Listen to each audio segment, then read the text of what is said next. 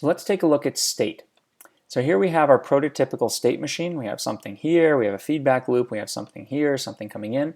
And the question is, what do these parts A through E need to do if we want to build a counter with this circuit? Okay, so the answer is this one here, and let's take a look. So this combinational logic, this is going to be our adder. Remember, a counter just takes the current value and adds 1 to it to generate the next value. So that means our input here is going to be 1 because we want to add 1 to it. And the input is going to be to this combinational logic is 1 plus the current count. So we take whatever we're on, we add 1 to it, and this is going to generate our next count. Now we need to store our current count until the clock comes in so we can update our next count. So that means this has to be our state latch here. And as a big hit, you can see the clock goes into it.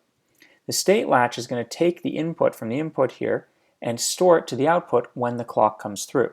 That way we can have the current count going out, have our combinational adder calculate the next count, and have that ready for the clock to come in. When the clock comes in, we'll store it and update to the next count. Here's a practice on building latches. So if you take a look at this latch here, there's a mistake in wiring it up. So this wasn't done the way we want to do it. So given that, what's going to happen to this latch if we go through this sequence? Here are our input values, and here are the clock values. What are the outputs going to be? Well, we can go ahead for the first one. So here clock is 0. Because clock is 0, both of these switches are going to be closed because they're not clock. So our input's going to go into the first latch, it's going to store there, and it's going to go through to the second latch, and we're going to have 0 coming out.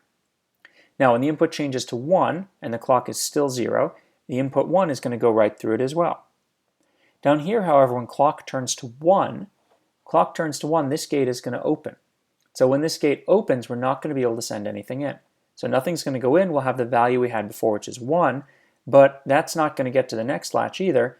However, the next latch is going to keep the value it had, so we'll stay at 1. Now clock stays 1 here, we've changed our input, but since we haven't allowed the value to go around or go through there, because this gate is not closed, we're going to still stay with 1 as our output. So what is it? This is the same as the transparent latch we saw, but it's slower because the data now has to go through 2 latches.